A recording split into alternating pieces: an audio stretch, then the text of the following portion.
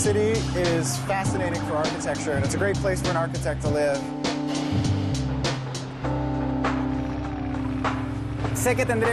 I'll no doubt work on a number of other projects for top clients in the future, but this one will really stand out. In Singapore, it's not a matter of whether to put up a multi-story building, but how high it's going to be.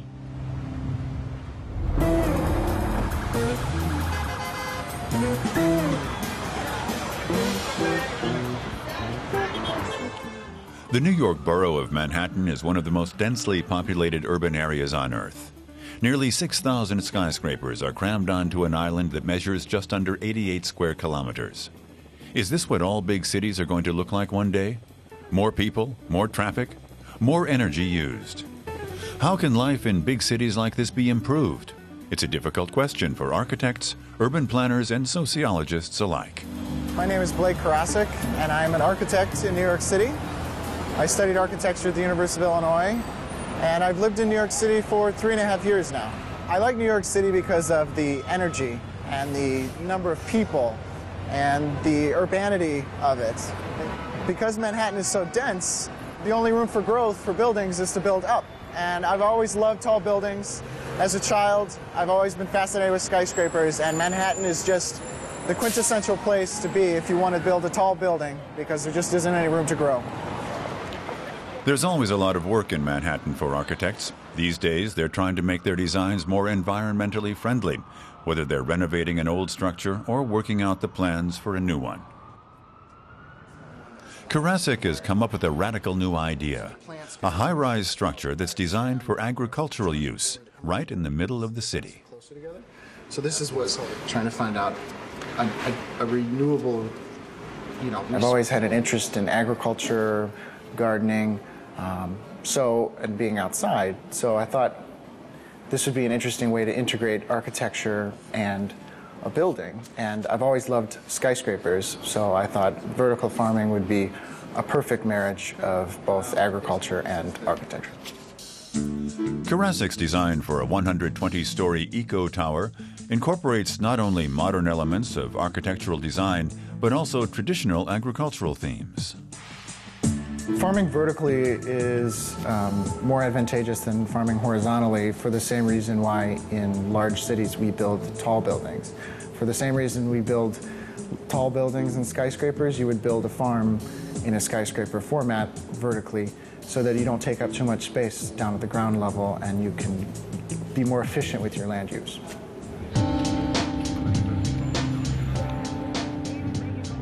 Karasik is on his way to the southern tip of Manhattan, where one of the most distinctive skyscrapers in the Western world is now under construction. He's got an appointment with Udo Klages, CEO of the American affiliate of the German company Pohl, one of the world's leading manufacturers of metal construction panels. Those panels are a key element of the structure's glass and steel facade. It's one of the most prestigious contracts in the company's history. We were familiar with the original design concept for the facade panels, but of course, you've also got to take into account the various technical elements that are involved in the actual construction, including the structural elements, reinforcement, leveling, the evenness of the surface, and so forth. That requires a certain level of expertise, which we have in Germany. They gave us the contract because they were more interested in quality than cost. By the time the One World Trade Center structure is completed in 2013, it will be the tallest building in the Western Hemisphere, rising just over 541 meters above the streets of Lower Manhattan. The tower will also be one of the most energy-efficient buildings of its kind.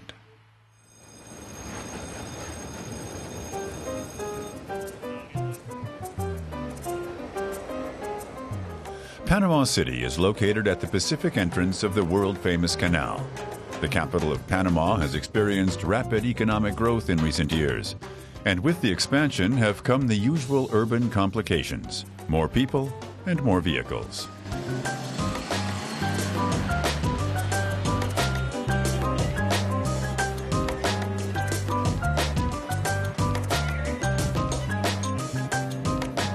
Panama City features the highest concentration of high-rise buildings in Latin America. They've been built in imitation of structures in the United States, in defiance of local architectural traditions and environmental concerns. But now, that's changing. Architect Gustavo Arango is taking part in a program that's aimed at encouraging a more sustainable approach to building design and construction. But because of the region's unique geography, Arango sees no alternative to skyscrapers. Hola Carla, ¿cómo estás? Bienvenido, Gustavo. Gracias. Arango and a colleague, real estate broker Carla Lopez Abello, says that public awareness of environmental issues is growing in Panama City. Sí, está aumentando casi 20% en los próximos días. Sí, 90% de los 90% of the high-rise buildings in Panama City are residential tower blocks. The rest are hotels or office buildings. The reason for that is simple. Construction space was and is quite limited. But one of the advantages of having all these high-rise structures is that they house a lot of people. So the city spends less on infrastructure, things like streets and electric and water utilities. That means that high-rises actually represent a more efficient and sustainable alternative.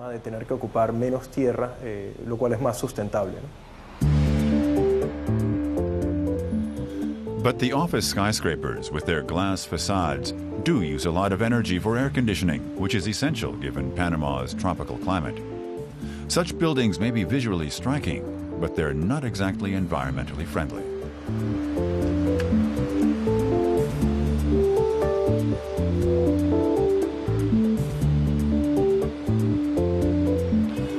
Still, one business is bucking the trend. Morgan & Morgan is one of Panama City's most successful companies, and it's investing in a showcase construction project that addresses a number of environmental concerns.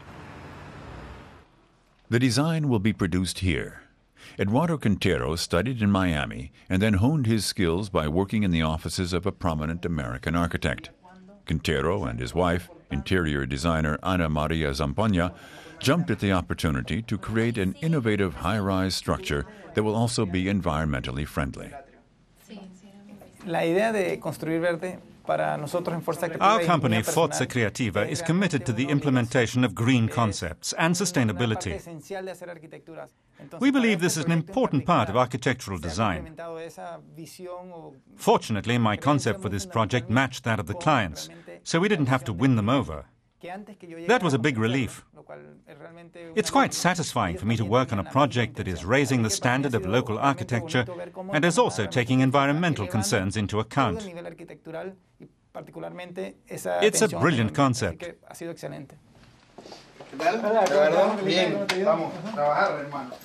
Juan Felipe de la Iglesia is Morgan & Morgan's chief representative on the project.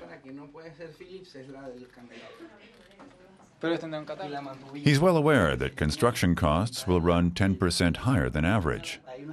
But Morgan executives believe that those costs will be far outweighed by the positive publicity that this groundbreaking concept will generate among the company's international clients.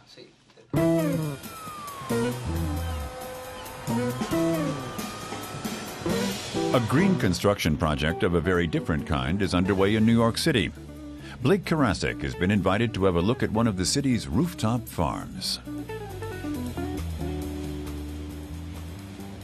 A small tract of rural tranquility located at the top of an old multi-story industrial building. Local residents are encouraged to help out in the garden. This is basically a simplified version of Karasik's vertical farm concept.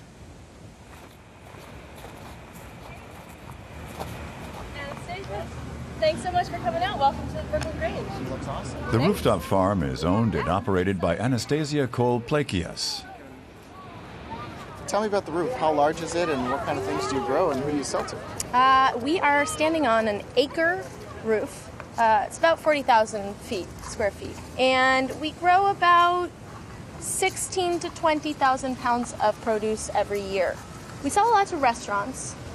We also sell a lot to the community.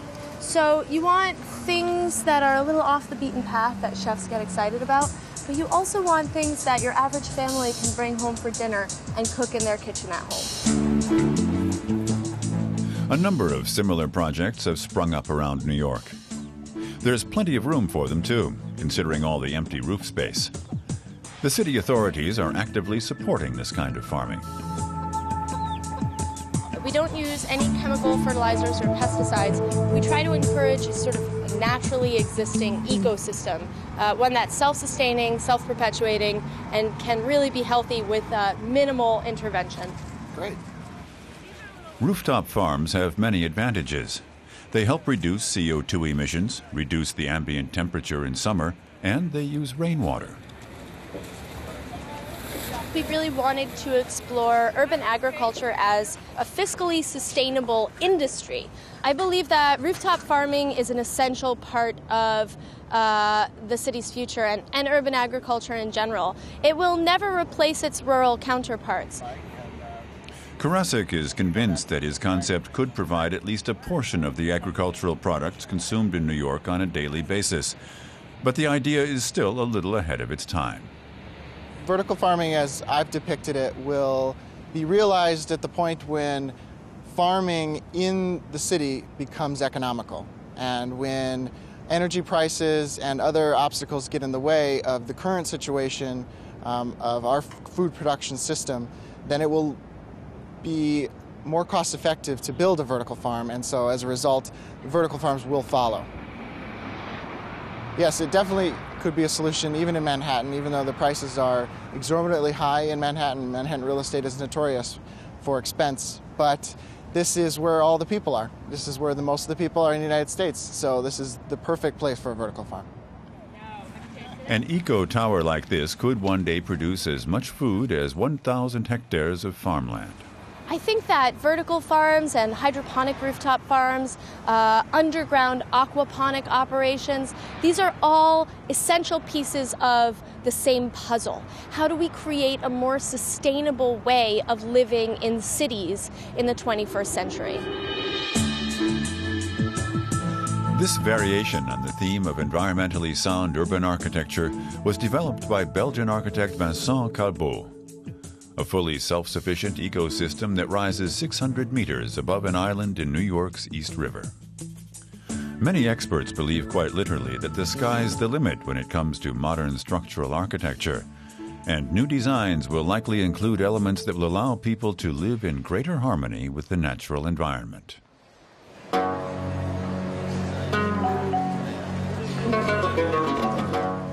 Many of the megacities of tomorrow can be found today in Asia, and they have the skyscrapers to prove it.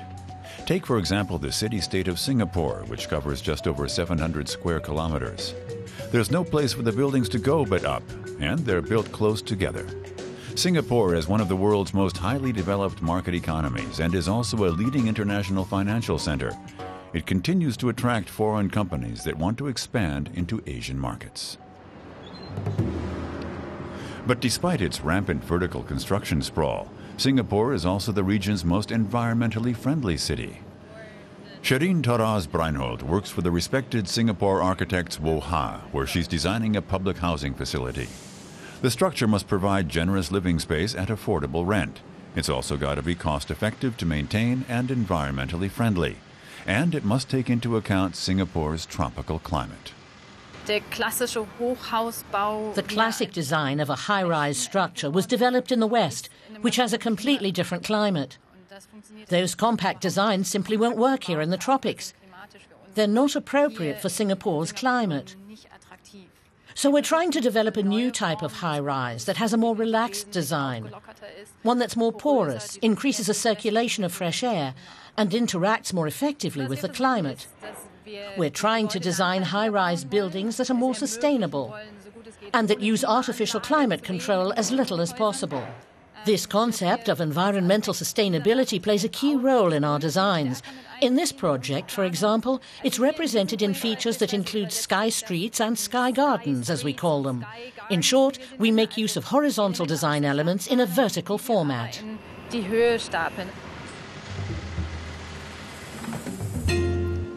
Taraz-Breinholt has adapted concepts from an earlier Woha design project, the award-winning 36-story Newton Suites residential tower.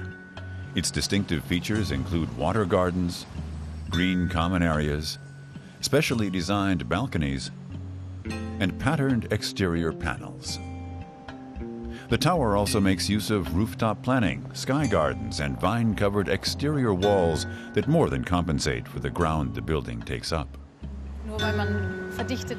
People shouldn't have to go without these green elements just because they live in a compact urban environment. By including sky gardens and open spaces in our design plan, we've managed to maintain a connection between a high-rise tower and the surrounding environment, even on the top floors. Each of the tower's residential units features a small balcony garden. The gardens are popular with the residents, but they pale in comparison to the structure's most unusual green element. Here, for instance, creeper vines cover the blank walls on the facade, from the top of the building to the bottom. We've developed a number of low-tech features for this project.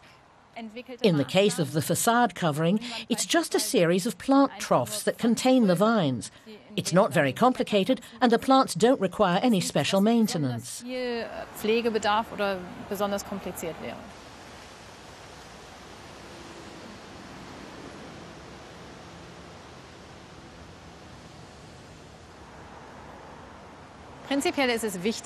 In principle, it's important to provide shade for the building facades in tropical areas like ours, because it's the facades, not the roof, that absorb the most heat from the sun. So the facades need to be covered. At Newton Suites, we've installed woven wire mesh both horizontally and vertically. This screens out the sunlight without blocking the residents' view of the city.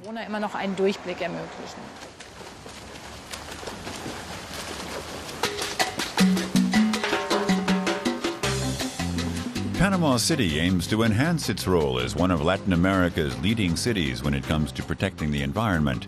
But unlike in Singapore, the government here is not directly involved with construction. Eduardo Quintero and Juan Felipe de la Iglesia are on their way to a construction site a few kilometers northeast of Panama City's main business district, the MMG Tower. The building is located in a new development zone that features a lot of open space and green areas. The MMG Tower was designed to reduce energy consumption.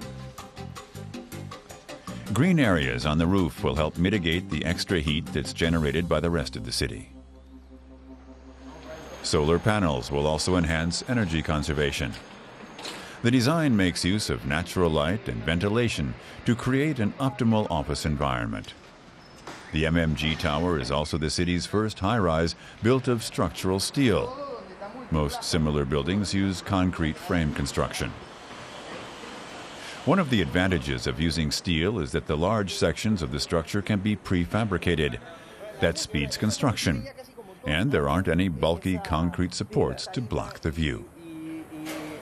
MMG chose this site specifically because it would complement the environmentally friendly office tower that they planned to build. Morgan & Morgan decided that they wanted to build a new office tower, but they also wanted a structure that was green and sustainable. They're the largest law practice in Central America, and they wanted to demonstrate their commitment to protecting the environment.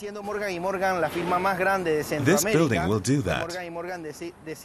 In addition, we wanted our design to qualify for top certification by the U.S. Green Building Council.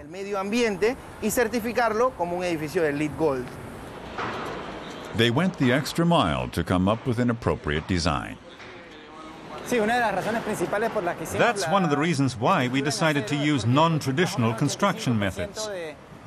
About 85% of the steel that we used came from recycling sources.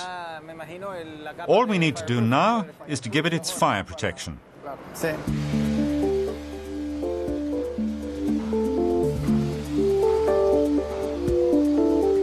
The Building Council's seal of approval takes into account not only the materials used in construction and structural design, but also whether the building has been designed to use energy efficiently.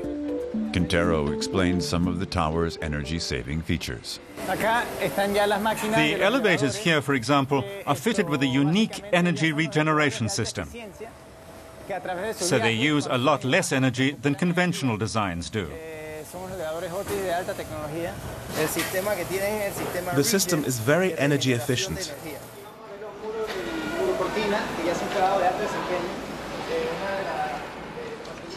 It's also important for all the facade elements to be well insulated. The windows are specially treated so they don't allow a lot of heat to get into the building. That's very important here, because we have a lot of sunshine.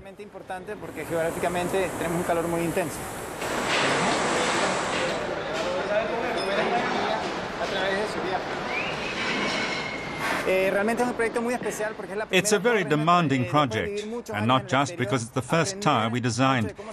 I have a lot of international experience, so I know how architectural designs vary from place to place. But this is my first opportunity to complete a project for a big client in my home country. It's simply fantastic.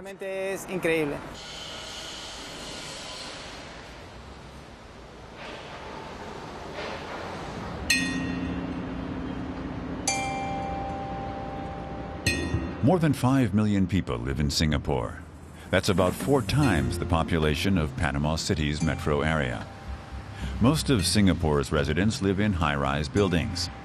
How can the people who design these buildings help to maintain or even improve the quality of life in large Asian cities? The Woha architectural firm was founded by Wong Mun Sum and an Australian colleague, Richard Hassel. They specialize in creating alternative solutions that bring their high-rise buildings into greater harmony with the surrounding urban environment, and not soulless steel and glass structures that gobble energy like there's no tomorrow. The most distinctive feature of buildings designed by Woha is the greening of the external facade. Openings and meeting rooms, a concert hall, theaters and classrooms, all under one roof.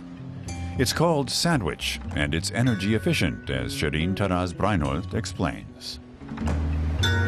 The main parts of the building were designed to maximize natural ventilation, so that even if there's no wind blowing outside, there'll always be a breeze inside. We also use natural ventilation in the classrooms, ceiling fans instead of air conditioners. There are also breezeways between the individual structures, and that also contributes to the natural ventilation. Most of the energy that's consumed in the world's tropical regions is used to power cooling systems. But simple changes to the architecture can create natural ventilation systems that work so well that air conditioning isn't needed. A good example of this can be found at another high-rise structure designed by Woha, Moulmein Rise. Let's come to the bay window, the monsoon window. All right. So this top layer is just to prevent small things from dropping through. And then the second layer is the slider.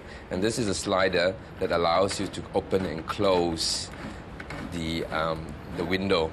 And then you have the safety bars, and that's to prevent the size of a 100mm diameter ball from falling through. So that's a safety barrier. So the rain won't come in, but only the breeze will come in. Yeah. So this is the monsoon window that allows natural ventilation 24 hours a day, 365 days a year. And you really don't have to worry about running to close the window when it rains. So you can see at a higher level, you get the breeze, and the breeze is actually quite nice and strong and slightly drier than lower, perhaps.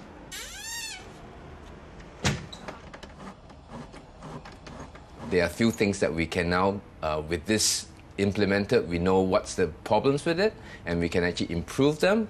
One of the things is actually acoustic. By opening the windows in this way too, we also allow some of the noise to come up. And this is something that we think that we would like to address as well. This is Wong's grand design for the city of the future, an integrated system of high-rises that offers a sustainable environment for homes and businesses. If you try to create a high-density solution, you do have to go high-rise. And we really think what is really necessary is to duplicate the city not on one ground level, but to replicate this onto higher levels and into multiple levels. And you can see from this rendering too, is that we have almost 200 to 250 stories. And but what is really quite important is within this lattice city at this kind of height, to get the quality of good fresh air and natural light, sunlight, is actually very important for the city. High-rise buildings are undergoing a major transition in design as architects develop new ways to increase sustainability and energy efficiency. The world's major urban areas will continue to reach for the sky, but the structures that dominate the skyline will take on an increasingly green character. Ecological high-rise architecture is the buzzword and a key technology for the future.